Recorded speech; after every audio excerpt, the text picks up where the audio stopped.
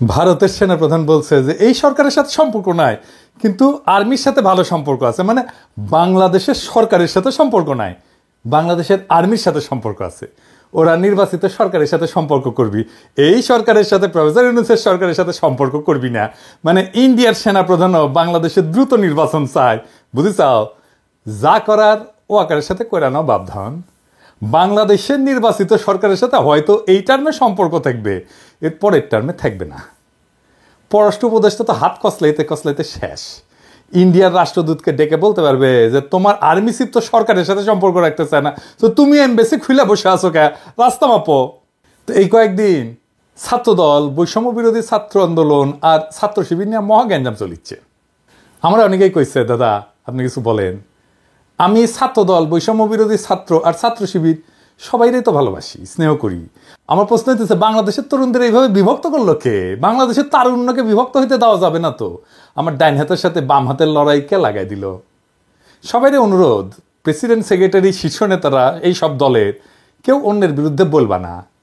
আজ থেকে টিভি চ্যানেলে গিয়ে তর্ক করবা না, ডিফিউজ করো এখন থেকে।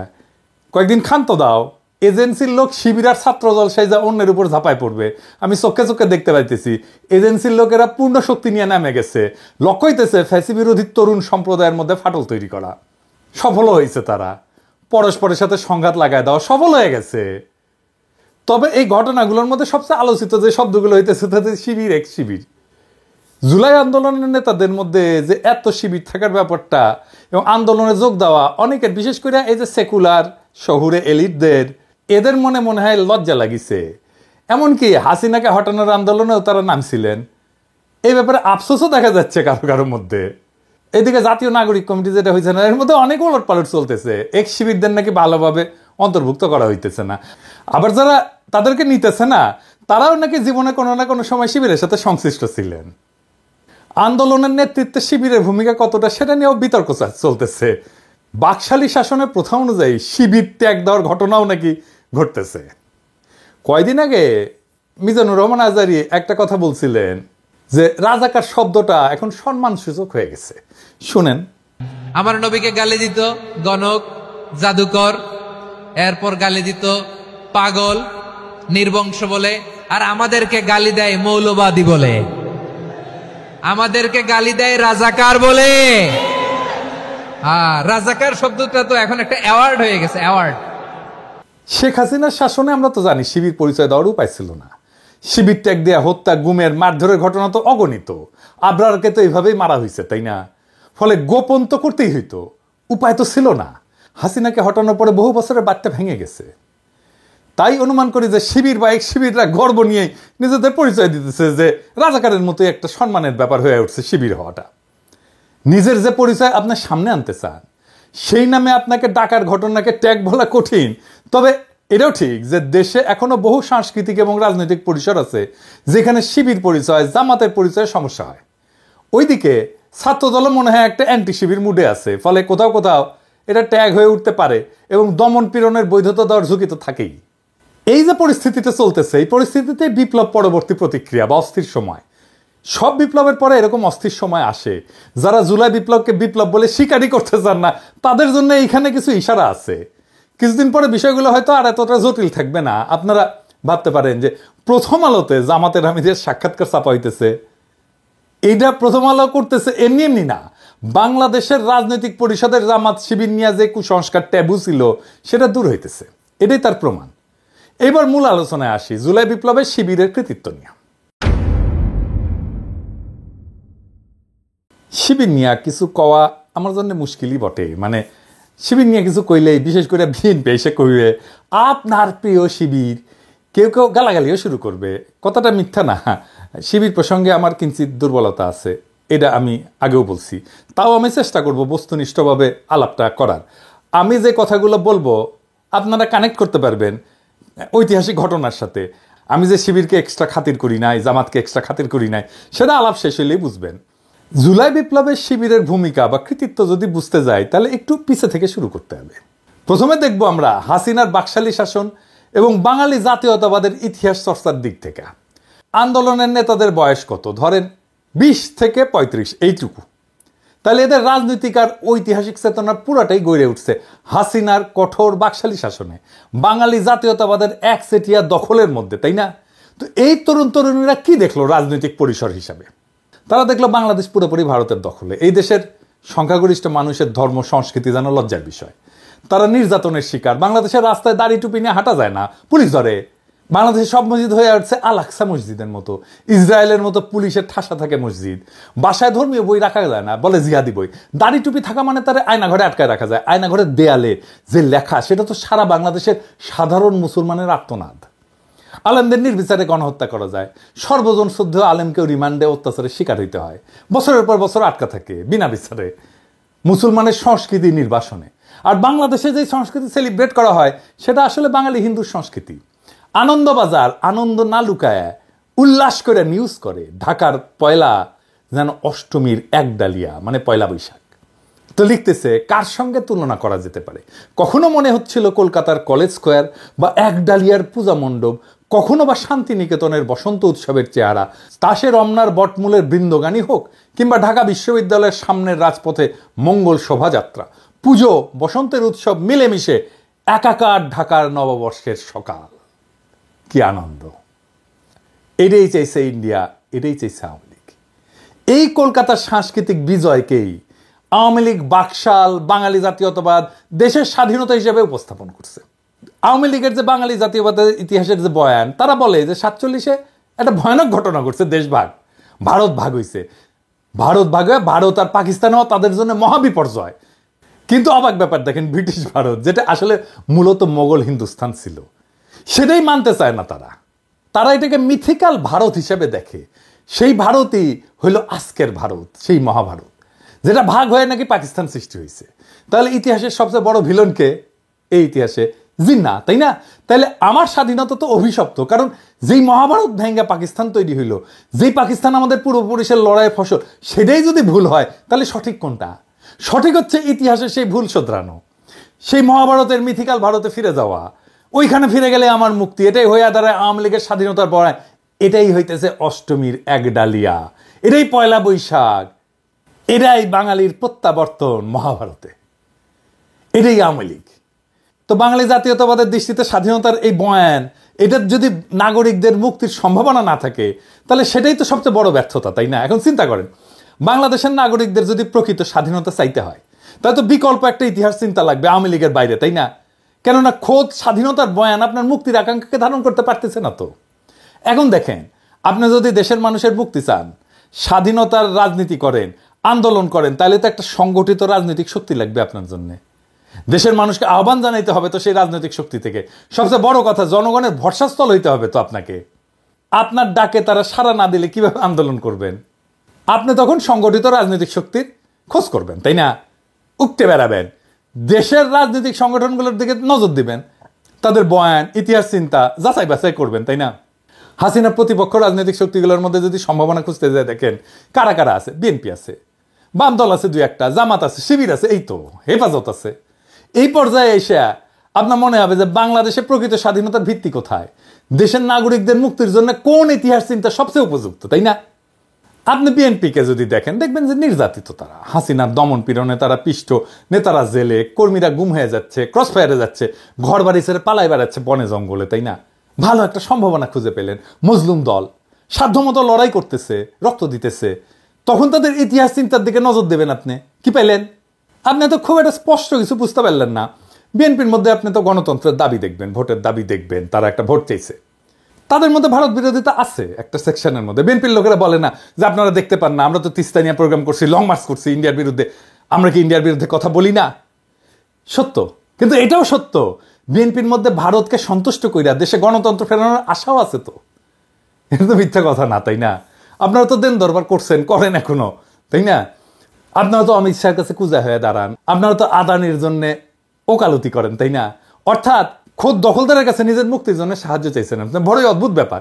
তো এই দ্বন্দ্ব আপনি বুঝতে পারবেন না সহজে। ভারতকে নিয়ে কিছু বলা যাবে না, হিন্দুত্ববাদকে নিয়ে কিছু বলা যাবে না। হাসিনার আমলে এই আলাপ আসছে মূলত বিএনপি মনা অ্যাক্টিভিস্টদের কাছ থেকে।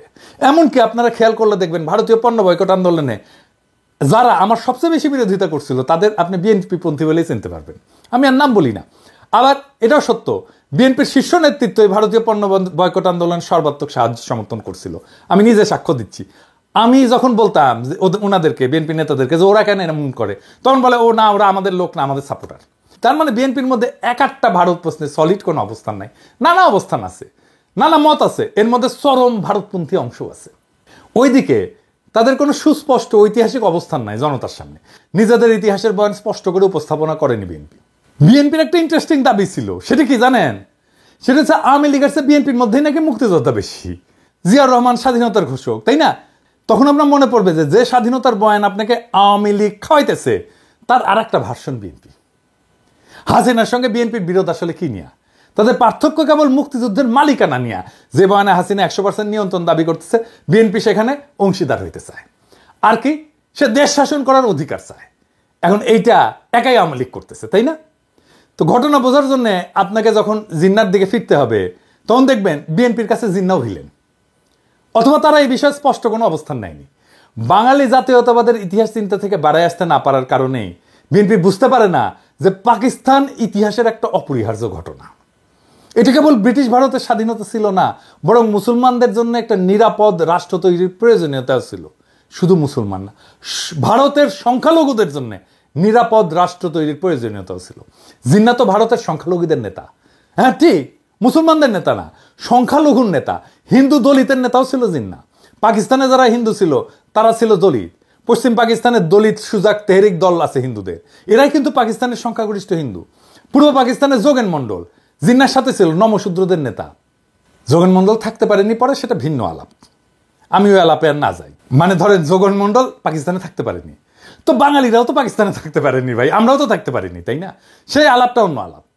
ব্রিটিশরা চলে যাওয়ার পরে মুসলমানরা হিন্দু সংখ্যাগরিষ্ঠ রাষ্ট্রের সংখ্যালঘু হয়ে পড়ে, যেখানে রাষ্ট্রের ভিত্তি গণতন্ত্র এবং আইনের শাসন না, বরং একটা বিশেষ জাতীয়তাবাদ, নিখিল ভারত ধারণা, যেটা আসলে হিন্দুত্ববাদ। এই সংখ্যালঘুকে বাঁচাইতে জিন্না পাকিস্তানের ধারণা নিয়ে লড়াই করছে।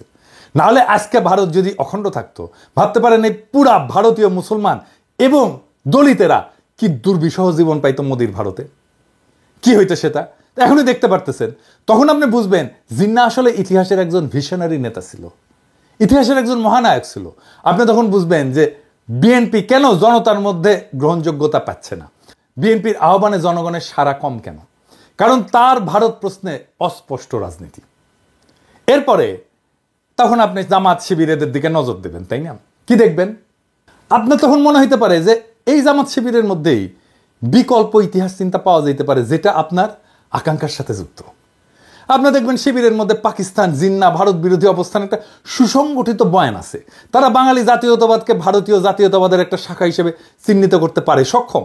তারা বোঝাতে সক্ষম যে হাসিনা মুক্তিযুদ্ধের নামে ভারতীয় দখলদারিত্ব কায়েম করছে। আওয়ামী লীগ আসলে ভারতীয় আধিপত্যবাদী শক্তির হাতের পুতুল।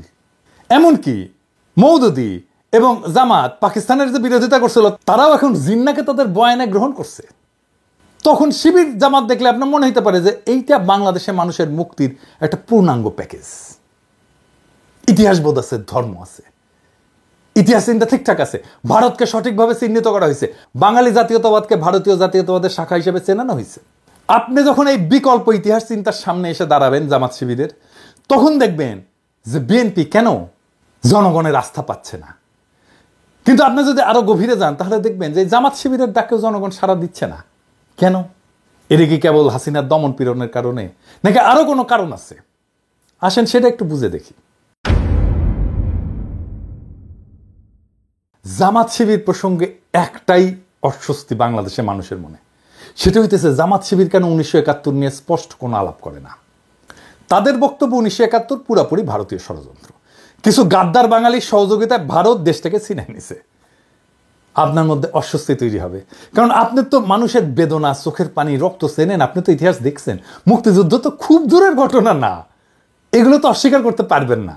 আপনার তখন মনে হবে একদম নিরপেক্ষভাবে দেখলে 1971-এর ঘটনা কেবল ষড়যন্ত্র ও দুর্ঘটনা না, এটি ইতিহাসের একটা গভীর বাস্তবতা, যেখানে লাখো মানুষের রক্ত ঝরছে। মুক্তিযুদ্ধের বয়ানে যতই দুর্বলতা থাকুক, ভারতের যতই উস্কানি থাকুক, যতই ষড়যন্ত্র থাকুক, স্বাধীন বাংলাদেশ তো আমরা চাইছিলাম, লড়াই করছে আমাদের মানুষ, রক্ত দিচ্ছে। জামাত আর শিবির যেই বয়ানি আনুক না কেন, তারা যেই প্রশ্নের উত্তর দিতে পারবে না, এখনো পারেনি, সেটা হচ্ছে 25শে মার্চ তো একটা জেনোসাইড হয়েছিল, গণহত্যা হয়েছিল, তাই না? আপনারা তার প্রতিবাদ তো করেন নাই। রাজনীতিতে জেনোসাইড একটা decisive moment, very decisive moment. আপনাকে এই সময় ভিকটিমের পক্ষ নিতে হবে।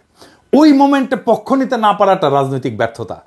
এই যে এক্স শিবির ধারণা, এইটা হইতেছে শিবিরের সেই অংশ যারা শিবিরের হিস্ট্রিগ্রাফি, ইতিহাসবোধ, হিস্ট্রিসিজমকে ওন করে, আবার 1971 25শে মার্চের রাইট ডিসিশন নিতে না পারাটাকেও ডিজওন করে।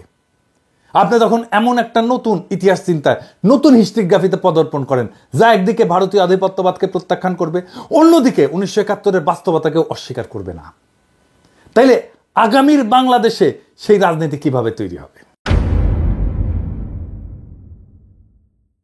বাংলাদেশের স্বাধীনতাকে পোস্ট কলোনিয়াল রাষ্ট্র হিসেবে দেখতে হবে, যেখানে ভারত বা পাকিস্তানের কোনো প্রভাব নাই, বরং এটা একটা স্বতন্ত্র জাতি রাষ্ট্র যেখানে জনগণের স্বার্থই মুখ্য, জনগণই এই রিপাবলিকের মালিক, তারাই তার ইতিহাসবোধের কর্তা। আপনি তখন দেখবেন বাংলাদেশ ভারতের মতো একটা আগ্রাসনবাদী, সাম্রাজ্যবাদী, আধিপত্যবাদী রাষ্ট্র না, আবার পাকিস্তানের মতো একটা ধর্মভিত্তিক রাষ্ট্রও না। এটা সত্যিকার অর্থে একটা আধুনিক পোস্ট কলোনিয়াল রাষ্ট্র যেখানে নাগরিকদের সমান অধিকার নিশ্চিত করা দরকার। আপনার এই নতুন ইতিহাস ভাবনা আপনাকে ওই সাবেক এক্সিবিট বানায় দেবে, আর এইখান থেকেই শুরু হবে নতুন রাজনৈতিক আন্দোলন যা ভারত বা পাকিস্তানের ছায়ারায় বাংলাদেশের জনগণের প্রকৃত মুক্তি নিশ্চিত করবে। আমরা সেই রাস্তায় হাঁটতে শুরু করছি। বাংলাদেশের আগামীর রাজনীতির দিশাও আসবে ওইখান থেকে। আর আমি মনে করি যে এই সাবেক শিবির যারা জামাতের রাজনীতিতে যায় নাই, আবার শিবিরের ইতিহাসবোধ পাইছে, তারাই আগামী বাংলাদেশের ইন্টেলিজেন্সিয়া। বাংলাদেশের রাজনীতি এখন এক সন্ধিক্ষণে দাঁড়ায়। নতুন রাজনীতির জন্ম নিচ্ছে। আমরা যা যা দেখছি তা নতুন রাজনীতির প্রসব বেদনা। পুরনো বয়ানের আবর্ত থেকে বেড়ায় নতুন দৃষ্টিভঙ্গি গড়ে তোলার সময় আসছে। আমরা যদি সত্যি একটা স্বাধীন, সার্বভৌম এবং জনগণের কল্যাণে নিবেদিত রাষ্ট্র করতে চাই, তাহলে অতীতের ভুলগুলো থেকে শিক্ষা নিতে হবে এবং ভবিষ্যতের জন্য একটা সুসংহত দৃষ্টিভঙ্গি গড়ে তুলতে হবে। এটাই বাংলাদেশের আগামীর ইতিহাস চেতনা। এখন সময় বাংলাদেশের তরুণ সমাজকে ঐক্যবদ্ধ করার, বিভক্তির রাজনীতি থেকে বেড়ায় এসে একটা নতুন জাতীয় চেতনার ভিত্তি গড়ে তোলা। আমাদের লক্ষ্য হওয়া উচিত একটা এমন বাংলাদেশ যেখানে ব্যক্তি স্বাধীনতা, গণতন্ত্র, ন্যায় বিচার, সার্বভৌমত্ব এবং মানব সত্তার মর্যাদা অক্ষুণ্ণ থাকবে। যে তরুণেরা অতীতে ভিন্ন মতাদর্শের কারণে বিভক্ত ছিল, তাদের সামনে এখন ঐক্যবদ্ধ হয়ে দেশের জন্য কাজ করার সুযোগ আসছে। আমাদের ভুলে গেলে চলবে না। একটা জাতি তখনই উন্নতি করে যখন সে নিজের ইতিহাসকে গ্রহণ করে, তার থেকে শিক্ষা নেয় এবং ভবিষ্যতের জন্য নতুন দিগন্ত উন্মোচন করে। বাংলাদেশের ভবিষ্যৎ আজ আমাদের হাতে। ইতিহাসের জটিলতাগুলোকে বুঝে, ভুল শুধরে এবং বিভক্তির রাজনীতি পরিহার করে আমরা কি পারবো একটা সত্যিকারের স্বাধীন, আধুনিক, আত্মনির্ভরশীল রাষ্ট্র গড়ে তুলতে? উত্তরটা আমাদের সকলের হাতে। এখন সময় সামনে আগায় যাওয়ার, নতুন বাংলাদেশ গড়ার, নতুন সম্ভাবনার দুয়ার উন্মুক্ত করার। আসেন সেই কাজে আমরা হাত লাগাই। বিপ্লবের প্রেরণা থেকে শক্তি নিয়ে সামনে আগায় যায়। ইনকিলাব জিন্দাবাদ।